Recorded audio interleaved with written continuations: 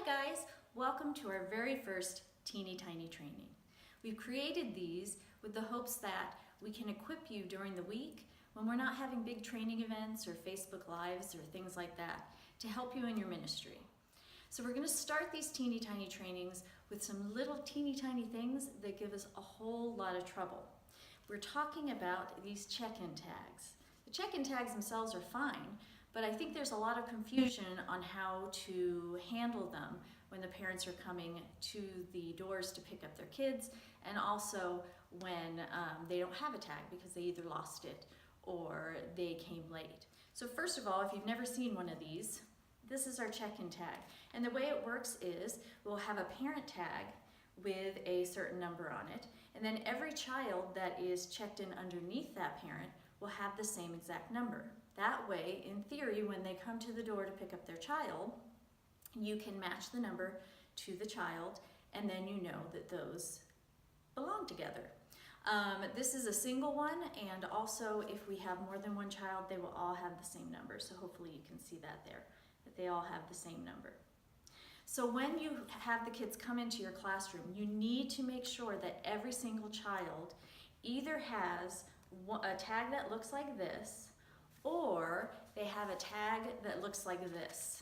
This means that they're a visitor and they're just visiting for the first time and they're not quite in our system yet.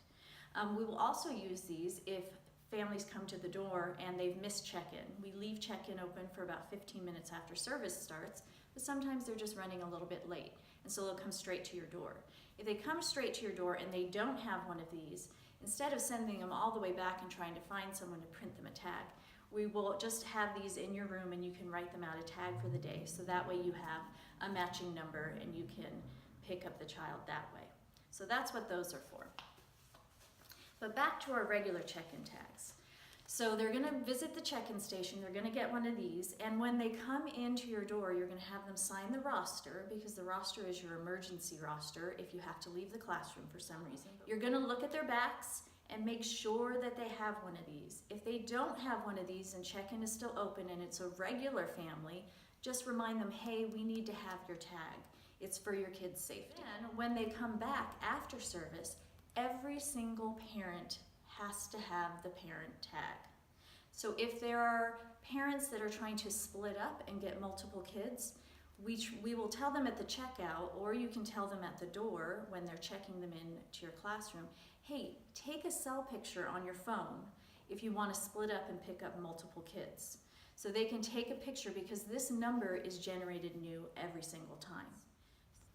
So when they come in to pick up their child, what you're going to do is you're going to look at this number, you're going to go over to the child they're picking up, make sure it matches, and if it does match, what you're going to do is you're going to take the tag off of the child before you send them out the door.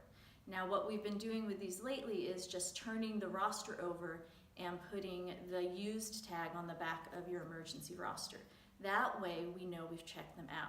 If a parent comes up and they don't have their tag, either they gave it to somebody else or they lost it during service, what you need to do, and I realize that it can be awkward, but what you can do is either call myself or Jenna. Do not let the child go, but you can either call myself or Jenna and we will do the procedure for you for someone with a lost tag. Or if you're comfortable, you can just say, hey, you know what, we require every single parent to have a tag, and it's for the safety of our kids. So if you wouldn't mind, I need to see some sort of ID. So hopefully that teeny tiny training was helpful to you guys as volunteers and will make the check-in and check-out process that much easier. So thanks for listening, and again, you can email me with any questions or comments that you might have, whether it's, hey, you look really great on camera, or hey, I don't understand the part about having multiple families picking up kids, and we'll try and explain those things to you. Thanks so much for listening, and have a great week.